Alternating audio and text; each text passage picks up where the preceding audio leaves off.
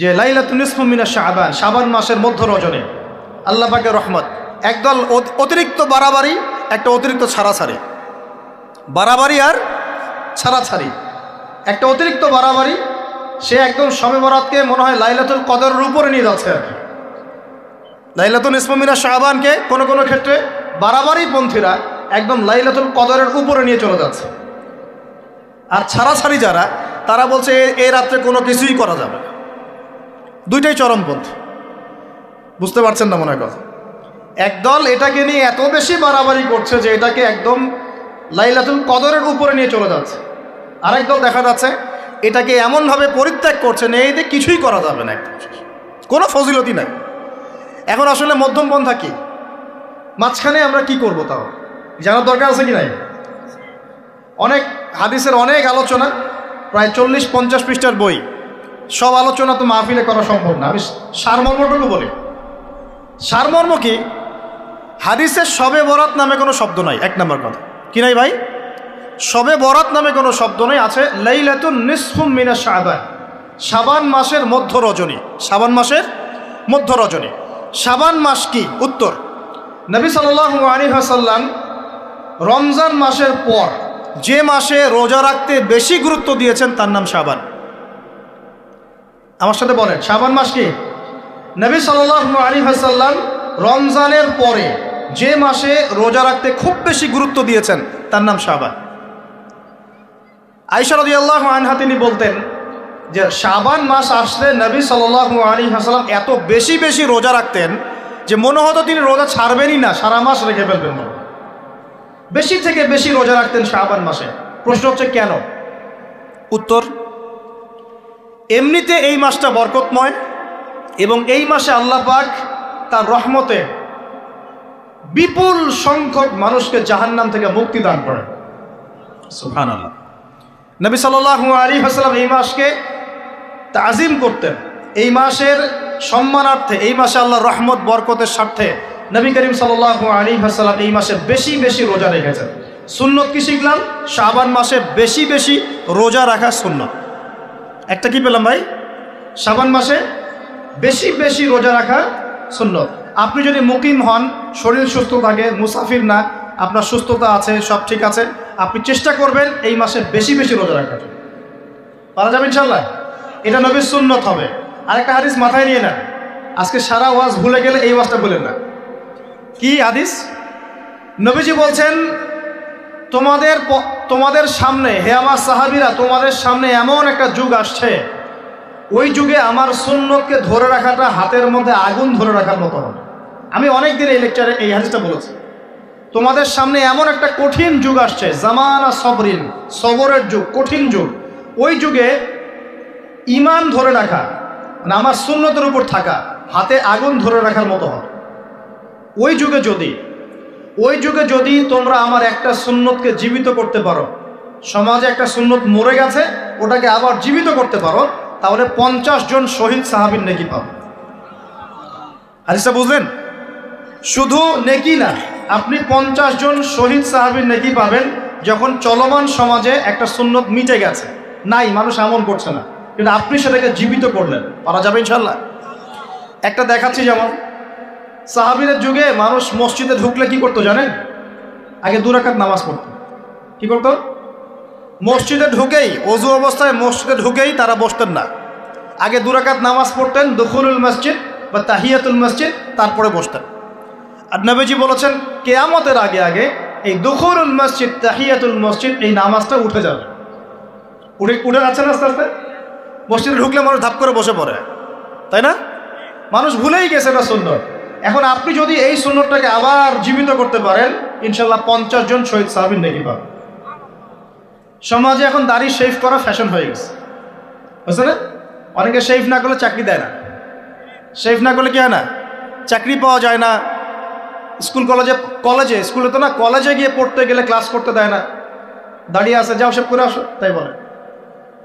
এখন সমাজ চলছে উল্টা। এখন যদি আপনি নবীর এই সুন্নতকে আবার জীবিত করতে পারেন, 50 জন শহীদ সাহাবীর নেকি পাবেন ইনশাআল্লাহ।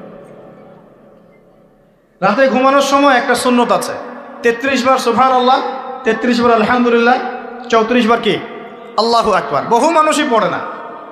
আপনি যদি পড়তে পারেন ইনশাআল্লাহ আল্লাহ পাক আপনাকে রেখে দিন। সমাজে বহু মানুষ চুল একদম এখন মেসি রোনাল্ডো কাট, তাই না? মেসি কাট আর রোনাল্ডো কাট। আর আমি সিলেট অঞ্চলে দেখে আসছি একদম লন্ডন কাট, দুই পাশ ছিলে মাঝখানে চুল, লন্ডন থেকে শিখে আসছি। এখন চুলেরও কিন্তু সুন্নত আছে, আছে কি নাই? দাড়ির যেমন সুন্নত আছে, চুলের সুন্নত নাই। একদম সামন পিছন সমান করতে পারেন, অথবা যদি চুল নাই থাকে তাহলে চুল মাথা মুন্ডন করেও রাখতে পারেন। অনেক সাহাবীর মাথা মুন্ডিত ছিল। আবার অথবা কানের লতি পর্যন্ত বা কাঁধ বাবড়ি রাখতে পারেন। এটা চুলের সুন্নত হলো কিনা? এখন সমাজের সব মানুষ এই সুন্নতটাকে ভুলে গেছে। আপনি সুন্নত মনে করে রেখেছেন, ইনশাল্লাহ আপনি নেকি পাবেন ইনশাআল্লাহ। এরকম অগণিত সুন্নত আছে, অগণিত, যেগুলো আমাদের সমাজ থেকে আস্তে আস্তে উঠে যাচ্ছে। আমি খুব দুঃখের সাথে বলছি, অনেক মসজিদে ফরজ নামাজ পড়ার পরে আমরা কি করি? একটা মোনাজাত করি, আল্লাহুম্মা আমিন বিরহমাতিকা ইয়া আরহামার রাহিম, ব্যাস উঠে চলে গেলাম, তাই না? উঠে চলে যায় না? তারপর স্যান্ডেল নিয়ে বাইরে চলে গেল। অথচ সালাম ফিরানোর পরে একবার বলতে হয় আল্লাহু আকবার, কি বলতে হয়? 3 বার বলতে হয় আস্তাগফিরুল্লাহ আস্তাগফিরুল্লাহ আস্তাগফিরুল্লাহ। বলতে হয় আল্লাহুম্মা আনতাস সালাম ওয়া মিনকাস সালাম তাবারাকতা ইয়া যাল জালালি ওয়াল ইকরাম। একবার পড়তে হয় আয়াতুল কুরসি, 33 বার সুবহানাল্লাহ, 33 বার আলহামদুলিল্লাহ, 33 বার আল্লাহু আকবার, তারপর কালিমা শাহাদা। এরপর সূরা ফালাক একবার, সূরা নাস একবার, ইখলাস একবার।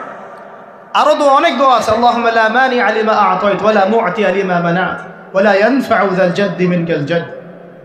পড়তে হয় আল্লাহুম্মা ইন্নী আউযু বিকা মিনাল হাম্মি ওয়াল হাযান ওয়াল আজজি ওয়াল কাসালি ওয়াল বুখলি ওয়াল জুবন ওয়া দালা'id দাইন ওয়া গালাবাতির রিজাল। পড়তে হয় আল্লাহুম্মা আ'ইন্নী আলা যিকরিকা ওয়া শুকরিকা ওয়া হুসনি ইবাদাতিক। আরো অনেক দোয়া আছে। দেখেন তো, মোনাজাত করেন, আমি তো না করছি না, আমি তর্ক করতে আসি না এখানে, এটা নিয়ে আমি ঝগড়া করতে আসি। কিন্তু এই সুন্নতটা যে উঠে গেল, মোনাজাতটা করে যে মসজিদ থেকে বের হয়ে চলে গেলেন, এই সুন্নতটার উপর আমল কে করবে? সুন্নত উঠে গেল না? আপনি যদি বসে এখন সুন্নতটা প্রতিষ্ঠা করেন, 50 জন শহীদ সাহাবীর নেকি পাবেন ইনশাআল্লাহ। এগুলো তো গেল আমলিয়াত। সমাজ চলছে সুদের উপরে, আপনি যদি হালাল অর্থনীতি প্রবর্তন করতে পারেন তাহলে কত নেকি পাবেন? সমাজ চলছে জেনায়, আপনি এখন পর্দা প্রতিষ্ঠা করলেন, তাহলে কত নেকি পাবেন? সমাজে চলছে দুর্নীতি, আপনি এখন আমানতদারিতা ইনসাফ প্রতিষ্ঠা করলেন, কত নেকি পাবেন? সমাজে চলছে শয়তানি, সব শয়তানি, কি চলছে? শয়তানি। এখন আপনি আল্লাহ রাব্বুল আলামিনের ওহী প্রতিষ্ঠা করলেন, কত নেকি পাবেন? নিঃসন্দেহে আর অনেক বেশি নেকি পাবেন। আল্লাহ পাক আমাদেরকে সেই লক্ষ্যে কাজ করার তৌফিক দান করুন। প্রিয় ভাইরা, যে কথা বলতে গিয়ে এখানে আসলাম, এক বাড়াবাড়ি এই মাসে নবীজি বেশি বেশি রোজা রাখেন। তাহলে আমরা কি করবো এই মাসে ভাই? 1 নম্বর কাজ, বেশি বেশি রোজা রাখার চেষ্টা করবো ইনশাআল্লাহ, আল্লাহ তৌফিক দান করবেন। এবার আরেকটা পয়েন্ট বলি, সামনে রমাদান মাস। রমজান মাস আসলে আমরা মাশাআল্লাহ পরিপূর্ণ মুসলিম হওয়ার চেষ্টা করি, কিন্তু সারা বছর এটা ধরে রাখতে পারি না। রমজান মাসে যে নামাজ পড়ে না সেও মসজিদে যায়। দেখা যায় যে জুমার নামাজও পড়ে না, ও তারাবির নামাজ পড়তে যায়, যায় কি না? ওই দিন গিয়ে বলে এসি দেন, ইমাম সাহেব এসি অন করেন, তাই না? সারা বছর তো আসে নাই। ওই দিন গিয়ে ইমাম সাহেব এসি বন্ধ কেন? এই মুয়াজ্জিন সাহেব ফ্যান দেন। তখন ওখানে গিয়ে মানে কি বলবো, হ্যাঁ মাতব্বরি ঘরে আর কি। যাক, তারপরেও যে মসজিদে আসছে, আমরা দোয়া করি আল্লাহ হেদায়েত দান করুন। আমরা তো কাউকে পিছনে ফিরাই দিব না, দিব? এখন রমজান মাস আসলে আমরা মাশাআল্লাহ রোজা রাখি, মানুষকে ইফতার করাই, দান সদকা করি, আমরা যাকাত দেই, তারাবি পড়ি, কোরআন তেলাওয়াত করি, আমরা মাশাআল্লাহ অনেক আমল করি। এই আমলগুলো কি একবারে ধাপাস করে ধরে ফেলা সম্ভব না? একটা আস্তে আস্তে ট্রেনিং প্রসেস লাগে। একটা ফ্যান চালু করলে ফ্যানটা কি শুরুতেই ধাপাস করে ঘুরতে শুরু করবে, নাকি আস্তে স্লোলি সে মোমেন্টাম ধরবে? কোনটা? আস্তে আস্তে সে গতি পাবে না, ধীরে ধীরে গতি পাবে। ঠিক শাবান মাসে এত বেশি রোজা রাখা, ইবাদত করার অর্থ কি? যাতে রমজান মাসে আপনি পরিপূর্ণ ইবাদত করতে পারেন। বুঝতে পারছেন কথা? রমজানে গিয়ে তো শুরুতেই সব ইবাদত ধরে ফেলা সম্ভব হবে না। মনে করেন আগামীকাল পহেলা রমজান, আজকে থেকে আপনি সব ইবাদত একসাথে করতে পারবেন? তখন গিয়ে আপনি বেগ পেতে হবে। কিন্তু একটা মাস আগে থেকে যদি ট্রেনিং নেন, ইনশাআল্লাহ রমজান মাসে ইজি হয়ে যাবে। এটা একটা কারণ নবী সাল্লাল্লাহু আলাইহি ওয়াসাল্লাম শাবান মাসে বেশি বেশি রোজা রাখতেন, আমল করতেন। আল্লাহ পাক আমাদের সবাইকে শাবান মাসে বেশি বেশি আমল করার তৌফিক দান করুন। যাতে রমজান মাসে গিয়ে আমরা সুবিধা পাই, রমজান মাসের হকটা আদায় করতে পারি। এবার এই মাসে নবী সাল্লাল্লাহু আলাইহি ওয়াসাল্লাম কি বলেছেন একটা হাদিস থেকে আগে বুঝি। এই হাদিসটা সহ অনেক হাদিসে এই একই রকম কথা এসেছে এবং এই হাদিসটা বিশুদ্ধ। এটাকে অস্বীকার করলে হাদিস অস্বীকারী হয়ে যাবে। বাড়াবাড়ি গ্রুপ, ছাড়াছাড়ি গ্রুপ, উভয়ের জন্যই নসিহত। নবী সাল্লাল্লাহু আলাইহি ওয়াসাল্লাম বলেছেন, ইন্নাল্লাহ তাআলা, নিশ্চয় আল্লাহ রাব্বুল আলামিন, লা ইয়াত্তালিউ ফি লাইলাতিন নিসফি মিন শাবান, শাবান মাসের মধ্য রজনীতে আল্লাহ রাব্বুল আলামিন তার রহমতের দৃষ্টি প্রশস্ত করেন। সুবহানাল্লাহ। আল্লাহ পাক শবে বরাত মানে আমরা যেটা বুঝি প্রচলিত অর্থে, লাইলাতুন নিসফি মিন শাবান, শাবান মাসের মধ্য রজনী, যে 15 শাবানের এই যে রজনী, এই রাতে আল্লাহ রাব্বুল আলামিন তার সৃষ্টির দিকে তার রহমতের দৃষ্টিটা প্রশস্ত করে দেখেন, প্রশস্ত করেন। এবং ওয়াগফিরু লিজামিই খালকিহি, আল্লাহ পাক তার সমস্ত সৃষ্টিকে মাফ করে দেন। আল্লাহ পাক কি করেন? তার সমস্ত সৃষ্টিকে কি করেন? মাফ করে দেন। কথাটা ভালো করে বোঝেন। আল্লাহ পাক তার সমস্ত সৃষ্টিকে মাফ করে দেন, ইল্লা, তাদেরকে ব্যতীত। এক, ইল্লা লিমুশরিকিন, এক নাম্বার যে ব্যক্তি মুশরিক, যে শিরক করে আল্লাহর সাথে, যে আল্লাহর সাথে শিরক করে।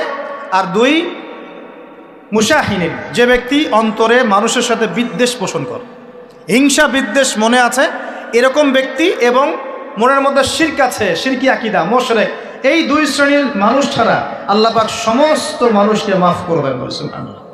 তাহলে এই রাতের ফজিলত প্রমাণ হলো কিনা? রাতের ফজিলতটা প্রমাণ হলো কিনা? আচ্ছা, এখন এর ব্যাকআপ আরো অনেকগুলো হাদিস আছে। ওই সবগুলো হাদিসকে একত্রিত করলে এমনই কনক্লুশন আসে। এছাড়াও আরো কিছু দুর্বল হাদিস আছে, এগুলো দুর্বল, সনদগতভাবে অন্যান্যভাবে দুর্বল। ওখানে আরো কিছু পয়েন্ট পাওয়া যায় যে আর কাকে কাকে আল্লাহ পাক মাফ করেন না। সবাইকে তো মাফ করেন, আর কাকে কাকে করেন না।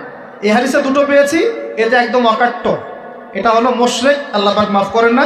দুই, যে অন্তরে হিংসা বিদ্বেষ পোষণ করে, হিংসা বিদ্বেষ আছে, এদেরকে আল্লাহ মাফ করেন না।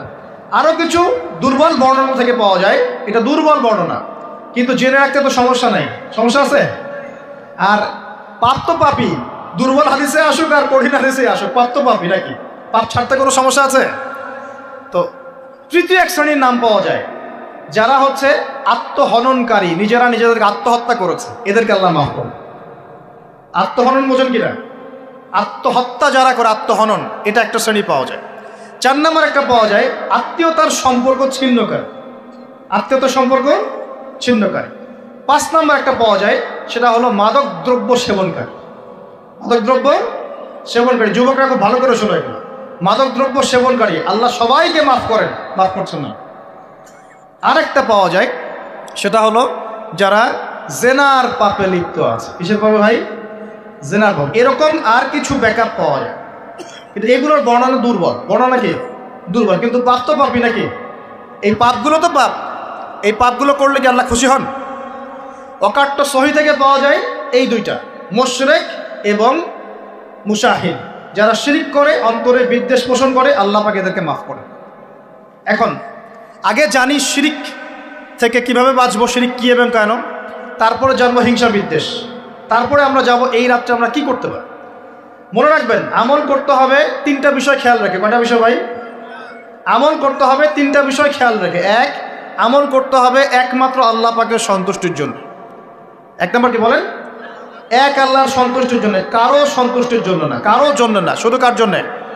দলিল হচ্ছে ইন্নাস সালাতি ওয়া নুসুকি ওয়া মাহইয়ায়া ওয়া মামাতি লিল্লাহি রাব্বিল আলামিন ফাসাল্লি লিরাব্বিকা ওয়ানহার। 2, আমল হতে হবে একমাত্র নবী সাল্লাল্লাহু আলাইহি ওয়াসাল্লামের সুন্নাত মোতাবেক। কার সুন্নাত মোতাবেক? নবী এবং সাহাবীদের সুন্নতের সাথে মেলে না, সেই আমল করা যাবে না। নবী এবং সাহাবীদের সুন্নতের সাথে মেলে না, সেই আমল করা যাবে না। 3 নাম, আমলটা যত সুন্দরী মনে হোক, আমলটা যত সুন্দরী মনে হোক আর যত মানুষই করুক, যত মজাদার মনে হোক না কেন, নবী করেন নাই, সাহাবীদের থেকে প্রমাণ নাই, আমল করব না। করলে বেদাত হয়ে যাবে। কি হবে? বেদাত হয়ে যাবে। আর 3 নাম্বার হচ্ছে, আমলগুলো করার আগে অবশ্যই আপনার রিজিকটাকে হালাল করতে হবে। কি করতে হবে ভাই? ব্যাস এই তিনটা শর্ত পূরণ করে আমল করলে ইনশাআল্লাহ তাআলা আমরা জান্নাতে যাব ইনশাআল্লাহ। আমরা আশাবাদী আল্লাহ পাক আমাদেরকে জান্নাত দিবেন ইনশাআল্লাহ। আল্লাহ পাক এক রাতে রহম করে সমস্ত মাখলুক সৃষ্টিকে মাফ করে দিচ্ছেন, শুধু শিরক এবং হিংসার বিদ্বেষ পোষণকারীকে মাফ করছেন না। বুঝতে হবে এই পাপ দুটো কত কঠিন। এবার আসেন প্রথমে একটু শিরক নিয়ে কথা বলি, তারপরে মুশাহিন নিয়ে কথা বলি। ধৈর্য ধরবেন তো নাকি? দেরি হচ্ছে? সবর করেন। এখন প্রথমে জানি শিরক কি এবং কেন। শিরক হচ্ছে এমন একটা পাপ, যেই পাপ আমল নামায় থাকলে পরে বিনা তওবায় যদি সেই ব্যক্তি মারা যায় আল্লাহ পাক তাকে মাফ করবেন না। ভালো করে শোনেন, শিরক এমন একটা পাপ, যে পাপ যদি আমল নামায় থেকে যায়, বিনা তওবায় সে মারা যায়, শিরকের পাপ নিয়ে আল্লাহর সামনে দাঁড়ায়, আল্লাহ তাকে মাফ করবেন না। দলিল সূরা নিসা, আল্লাহ পাক বলছেন ইন্নাল্লাহা লা ইয়াগফিরু আন ইউশরাকা বিহি ওয়া ইয়াগফিরু মা দুনা যালিকা লিমান ইয়াশা। আল্লাহ পাক তার সাথে শিরকের গুনাহ মাফ করবেন না, এছাড়া যে কোনো গুনাহ যাকে ইচ্ছা মাফ করবেন। বুঝাচ্ছি, মনে করেন একজন ব্যক্তি জেনা করেছে, কথার কথা নাউজুবিল্লাহ, একজন ব্যক্তি জেনা করেছে বা মিথ্যা কথা বলেছে বা ধরেন মদ খেয়েছে ইত্যাদি। এখন সে তওবা করলে তো মাফ পেতই, তওবা করলে মাফ হতো না? তওবা করলে মাফ তো পেতই। মনে করেন তওবা না করেই মারা গেছে, আল্লাহ পাক চাইলে কিয়ামতের মাঠে এই পাপও বিনা তওবাতেই মাফ করতে পারে। কথা বুঝতে পারছেন? বুঝতে পারছেন না মনে হয়। মনে করেন একজন ব্যক্তি মদ খেয়েছে, জেনা করেছে ইত্যাদি, সে তওবা করার ফুরসত পায় নাই, বিনা তওবায় মারা গেছে। আল্লাহ পাক চাইলে কিয়ামতের মাঠে তওবা না করা সত্ত্বেও আল্লাহ পাক তাকে মাফ করতে পারে। কিন্তু একজন ব্যক্তি শিরকের পাপ করেছে, তওবা না করে মারা গেছে, আল্লাহ পাক কিয়ামতের মাঠে শিরকের পাপ মাফ করবে। আমি কি বুঝতে পারছি? অন্য পাপের কারণে আল্লাহ রাব্বুল আলামিন শাস্তি দিয়ে হোক, কোনো একটা ভাবে হোক, নবীর সুপারিশের মাধ্যমে হোক, তাকে জাহান্নামে গেলেও সেখান থেকে বের করে জান্নাতে দিবেন ইনশাআল্লাহ।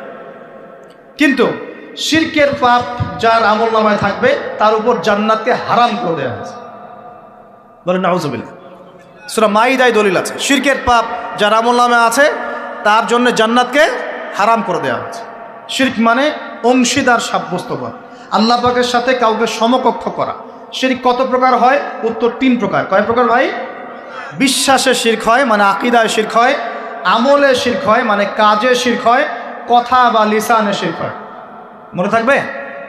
1 নাম্বার কিসে শিরক হয়? বলেন আমার সাথে। বিশ্বাসে শিরক হয়, আকীদায় শিরক হয়। 2 নাম্বার আমলে শিরক হয়, কাজে শিরক হয়। 3 নাম্বার কথায় শিরক হয়। কয়েকটা এক্সাম্পল দিয়ে বুঝতে পারবেন। একজন ব্যক্তি মনে করেন বিশ্বাস করে যে আল্লাহ বলতে কেউ নাই, কি হবে এটা? বলেন শিরক। একজন ব্যক্তি মনে করেন বিশ্বাস করে যে আল্লাহ আছে, আরো ইলাহ আছে, তাহলে কি হবে? কেউ যদি বিশ্বাস করে আল্লাহর সন্তান আছে, কি হবে? কেউ যদি বিশ্বাস করে মহাবিশ্ব আল্লাহ সৃষ্টি করে নাই, বিগ ব্যাং থেকে সৃষ্টি হয়েছে, কি হবে? কেউ যদি বিশ্বাস করে আল্লাহ মানুষকে সৃষ্টি করে নাই, মানুষ বানর থেকে হয়েছে, কি হবে?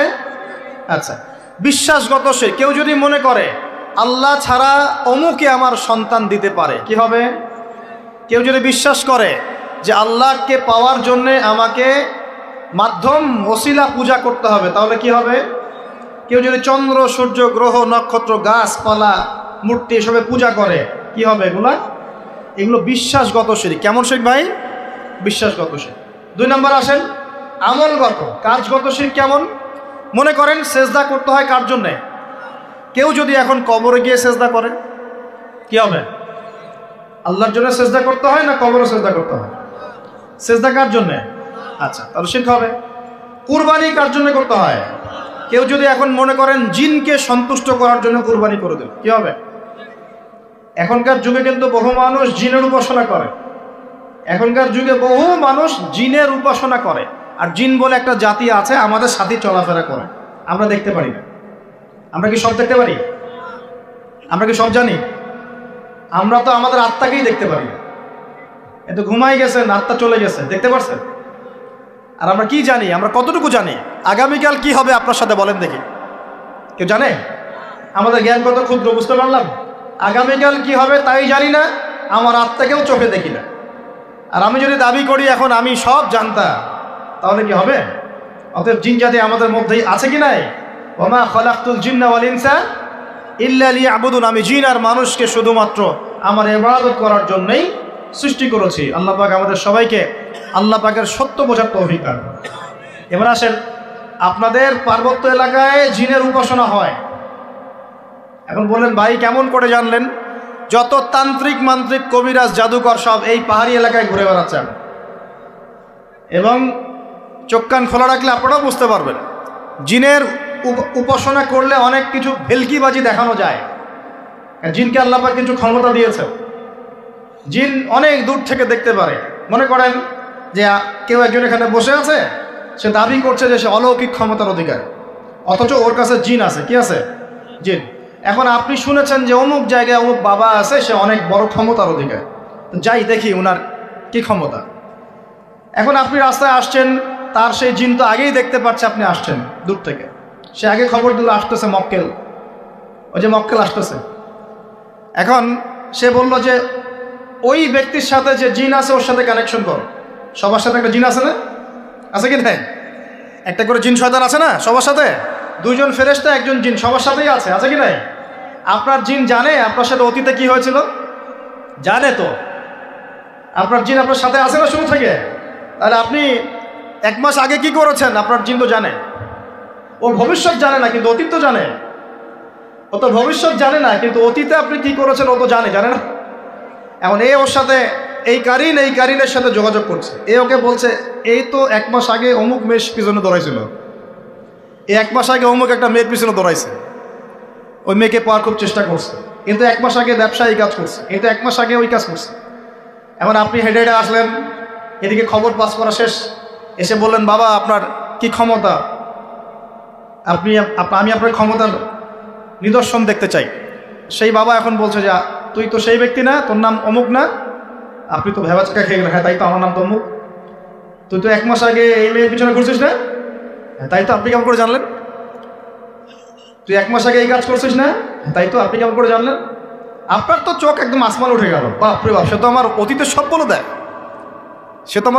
বলে দেয়, তুই অমুক জায়গায় এটা পাপটা করছিস না, তুই এই জায়গায় ওটা লুকায় রাখছিস না, ব্যাস আপনার মাথা খারাপ। জিনের উপাসনা করে মানুষ অনেকেই। আর জিনরা কি করে? অনেক সময় আসমানের কাছে যায় সংবাদ নেয়ার জন্য। সূরা মুলক পড়েন, সূরা মুলকের 1ম পৃষ্ঠা পড়েন।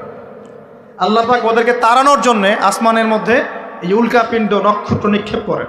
রুজুম আল্লিশ শায়াতিন, আল্লাহ বলেছেন এই নক্ষত্রগুলা আমি রুজুম আল্লিশ শায়াতিন, শয়তানদেরকে তাড়ানোর জন্য রেখেছি।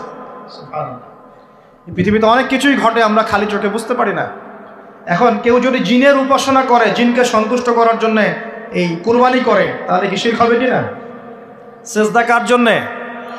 অন্য কারোর জন্যে করলে কি হবে? কুরবানি কার জন্যে? অন্য কারোর জন্যে করলে কি হবে? কার নামে কসম করতে হয়? যদি অন্য কারো নামে কসম করি, এই যে এখন বাপের নামে কসম, মায়ের নামে কসম করেন কেন? কসম করা যাবে না এভাবে।